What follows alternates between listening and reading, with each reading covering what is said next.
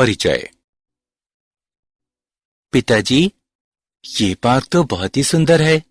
यहाँ पर आनंद लेने के लिए बहुत से झूले और राउंड्स हैं। मेरे मित्र भी प्रतिदिन यहाँ आते हैं। मुझे पता था कि तुम्हें ये पार्क अवश्य पसंद आएगा, इसलिए आज मैं तुम्हें यहाँ लेकर आया हूँ। धन्यवाद पिताजी। बहुत अच्छी बात है। अचानक भूकंप आ जाता है। क्या तुम ठीक हो बेटा? हाँ पिताजी, मैं ठीक हूं। क्या मैं आपसे कुछ पूछ सकता हूं? हाँ हाँ, बिल्कुल। भूकंप कैसे आते हैं और ये इतने अधिक विनाशकारी कैसे हो जाते हैं? बेटा, जब पृथ्वी के भीतरी भाग में चट्टानें खिसकती हैं तो उनके कारण भूकंप आते हैं। इस अचानक होने वाली गति के कारण आघात तरंग पृष्ठ पर आती हैं। ये तरंगें पृथ्वी के पृष्ठ के अनुदिश चलती हैं और बहुत क्षति पहुंचाती हैं। परिभाषा। तरंगों के द्वारा बिना द्रव्य की आयतन चाल के ऊर्जा का स्थानांतरण संभव होता है। तरंग गति को विक्षोभ के एक प्रकार के रूप में परिभाषित किया जा सकता है, जो माध्यम के कणों की उनकी माध्य स्थितियों से दोहराए जाने वाले आवर्ती कंपनों के कारण होता है और माध्यम का कोई नेट स्थानांतरण हुए बिना ये गति एक कण से दूसरे कण में पहुंचाई जाती है। एक पत्थर का पानी में गिरना, एक लड़के का किसी से बात करना। भूकंप। ये तरंग गति के कुछ उदाहरण हैं। इस पाठ में हम यांत्रिक तरंग गति के विषय में पढ़ेंगे। यांत्रिक तरंगों को केवल उन भौतिक माध्यमों में उत्पन्न एवं संचारित किया जा सकता है जिनमें प्रत्यास्थता और जड़त्व होता है। इन तरंगों को प्रत्यास्थ तरंगें भी कहते हैं। अनुप्रस्थ और अनुदैर्ध्य तरंगें। अनुप्रस्थ तरंग वो तरंग होती है जिसमें माध्यम के सभी कण अपनी माध्य साम्यावस्था पर तरंग संचरण की दिशा के अभिलंबवत दिशा में सरल आवर्ती गति करते हैं।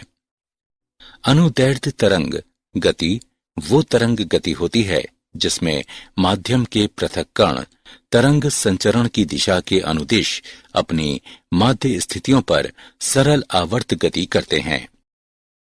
आइए अनुप्रस्थ तरंगों और अनुदैर्ध्य तरंगों में अंतर समझें। अनुप्रस्थ तरंगों में माध्यम के कण तरंग के संचरण की दिशा के समकोणों पर कंपन करते हैं, जबकि अनुदैर्ध्य तरंगों में माध्यम के कण तरंग के संचरण की दिशा के अनुदिश कंपन करते हैं। अनुप्रस्थ तरंगें एकांतर तुंगों यानी शीर्षों या शिखरों एवं द्रोणियों यानी गर्तों के रूप में गमन करती हैं। एक तुंग और एक द्रोणी एक तरंग बनाते हैं, जबकि अनुदैर्ध्य तरंगें एकांतर संपीडनों के रूप में गमन करती हैं। एक संपीडन और एक विदलन मिलकर एक तरंग बनाते हैं। अनुप्रस्थ तरंगें केवल ठोसों में और द्रवों के पृष्ठ पर ही बन सकती हैं, जबकि अनुदैर्ध्य तरंगें किसी भी माध्यम में बन सकती हैं। जब अनुप्रस्थ तरंगें संचरित होती हैं तो माध्यम में कोई भी दाब परिवर्तन नहीं होता है, परंतु जब अनुदैर्ध्य तरंगें संचरित होती हैं तो माध्यम में दाब परिवर्तन होता है। अनुप्रस्थ तरंगें एक ज्या वक्र द्वारा सीधे निरूपित की जा सकती हैं, जबकि अनुदैर्ध्य तरंगें एक ज्या वक्र द्वारा केवल अप्रत्यक्ष रूप से निरूपित की जा सकती हैं। अनुप्रस्थ तरंगें ध्रुवीकृत की जा सकती हैं, जबकि अनुदैर्ध्य तरंगें ध्रुवीकृत नहीं की जा सकती। आवर्तकाल आवृत्ति एवं विस्थापन। आवर्तकाल वह न्यूनतम समय अंतराल जिसके बाद गति की पुनरावृत्ति होती है, इसका आवर्तकाल कहलाता है। आवर्तकाल को प्रतीक T से अनुरूपित किया जाता है। इसका SI मात्रक सेकंड होता है। आवृत्ति एक सेकंड में पूर्ण किए गए चक्रों की संख्या दोलन की आवृत्ति कहलाती है। T का व्युत्क्रम प्रति इकाई समय में दोलनों की संख्या प्रदान करता है। इसे प्रतीक v से निरूपित किया जाता है। v और t के बीच निम्न संबंध होता है। v बराबर 1/t। v का मात्रक प्रति सेकंड है। यह हर्ट्ज कहलाता है। विस्थापन को किसी भी विचारणीय भौतिक गुण में समय के साथ परिवर्तन के रूप में परिभाषित किया जाता है। आइए एक उदाहरण देखें। माना कि कोई गुटका ऐसी कमानी से जुड़ा है जिसका दूसरा सिरा किसी दृढ़ दीवार से संबद्ध है। गुटका घर्षणहीन पृष्ठ पर चलता है। गुटके की गति को दीवार के विस्थापन x के रूप में वर्णित किया जा सकता है। प्रगामी चाल में विस्थापन संबंध। प्रत्येक क्षण में विस्थापन समय फलन उस क्षण पर तरंग की आकृति बताता है। ये उस अवस्थिति पर माध्यम के निर्माण की गति का भी वर्णन करता है। ज्यावक्रीय संचरित होती तरंग को निम्नानुसार वर्णित किया जा सकता है। y बराबर a sin kx घटा ओमेगा t, जहां y बराबर स्थिति x और समय t के फलन के रूप में विस्थापन है। a बराबर तरंग का आयाम, ओमेगा बराबर तरंग की कोणीय आवृत्ति, k बराबर कोणीय तरंग संख्या। आयाम ए माध्यम के निर्माणकों का उनकी साम्यावस्था से अधिकतम विस्थापन प्रदर्शित करता है। ये तरंग का आयाम कहलाता है। तरंग दैर्घ्य समान कला वाले दो बिंदुओं के बीच न्यूनतम दूरी तरंग का तरंग दैर्घ्य कहलाती है, जिसे प्रायः लेम्ला द्वारा निरूपित किया जाता है।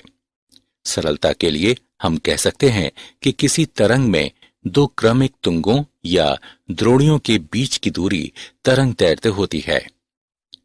आवर्तकाल। तरंग के दोलन का आवर्तकाल वो समय होता है जो एक एलिमेंट एक पूर्ण दोलन पूरा करने में लेता है। एक संचारित तरंग की चाल। सभी प्रगामी तरंगों के लिए एक सामान्य संबंध निम्न रूप में व्यक्त है। v बराबर लेम्ला बटे t। माध्यम के किसी निर्माणक द्वारा एक पूर्ण दोलन हेतु अपेक्षित समय में तरंग पैटर्न तरंग के तरंग दैर्घ्य के बराबर दूरी तय करता है। तानित डोरी पर एक अनुप्रस्थ तरंग की चाल। माना कि एक डोरी को दो दृढ़ टेकों के बीच ताना गया है।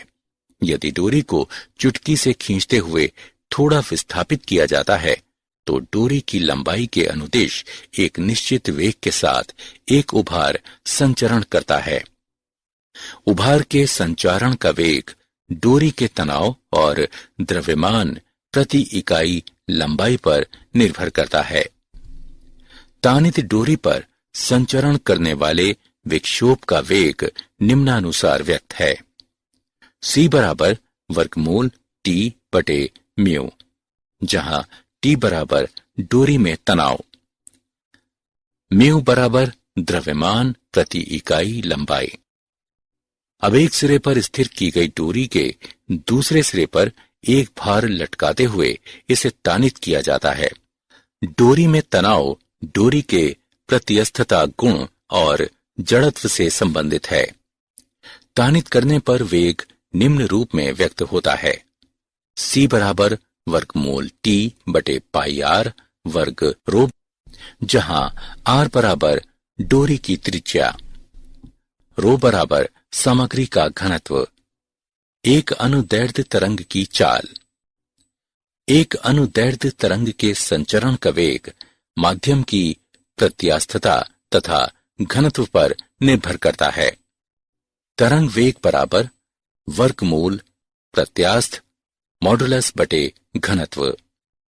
तरंगों के अध्यारोपण का सिद्धांत। तरंगों के अध्यारोपण के सिद्धांत के अनुसार माध्यम में किसी बिंदु पर एक साथ कार्य करने वाली तरंगों के कारण विस्थापन उनमें से प्रत्येक द्वारा पृथक रूप से कार्य करने के कारण विस्थापन सादिशों का सदिश योग होता है। आइए एक उदाहरण देखें। एक दूसरे के निकट आते दो स्पंदों पर विचार करें। जब स्पंद एक दूसरे को पार करते हैं तो वे संयुक्त होकर एक परिणामी स्पंद बनाते हैं। एक दूसरे को पार करने के बाद वे पुनः इस तरह स्वतंत्र रूप से गमन करने लगते हैं जैसे कुछ ना हुआ हो। इससे तरंगों के अध्यारोपण की निम्न 3 महत्वपूर्ण स्थितियों का पता चलता है। समान आवृत्ति की 2 तरंगें समान वेग के साथ समान दिशा में चलती हैं। इससे तरंगों के व्यक्तीकरण की घटना होती है। सदृश आवृत्तियों तथा आयामों वाली 2 तरंगें विपरीत दिशाओं में समान चालों से एक ही पथ के अनुदिश गमन करती हैं। इससे अप्रगामी तरंगें उत्पन्न होती हैं। अल्प भिन्न आवृत्तियों वाली 2 तरंगें समान वेग के साथ समान दिशा में चलती हैं। इससे विस्पंदों की परिघटना होती है। तरंगों का परावर्तन। जब कोई तरंग किसी दृढ़ परिसीमा से टकराती है तो ये पूर्णतः परावर्तित हो जाती है, और यदि परिसीमा दृढ़ नहीं है तो आपतित तरंग का एक भाग परावर्तित हो जाता है और कुछ भाग द्वितीय माध्यम में पारगमित हो जाता है। आइए एक उदाहरण देखें। एक स्पंद एक तानित डोरी के अनुदिश गमन करता है और परिसीमा द्वारा परावर्तित हो जाता है। परावर्तित तरंग की आकृति आपतित स्पंद के समान होती है, किंतु परावर्तन होने पर इसकी कला में 180 डिग्री परिवर्तन हो जाता है। ऐसा इसलिए होता है क्योंकि परिसीमा दृढ़ है और परिसीमा पर हर समय विक्षोभ का विस्थापन शून्य ही होता है। जब परिसीमा नहीं होती तो परावर्तित तरंग की आकृति और कला आपतित तरंग के समान होती है।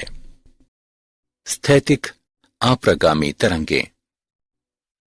विपरीत दिशाओं में गमन करने वाली 2 एक समान प्रगामी तरंगों के अध्यारोपण द्वारा निर्मित परिणामी तरंग अप्रगामी तरंग कहलाती है। प्रस्पंद। कुछ बिंदुओं पर विस्थापन अन्य बिंदुओं की अपेक्षा सदैव अधिकतम होता है। ये बिंदु अधिकतम आयाम के साथ कंपन करते हैं और प्रस्पंद कहलाते हैं। 2 क्रमिक प्रस्पंदों के बीच की दूरी λ/2 होती है।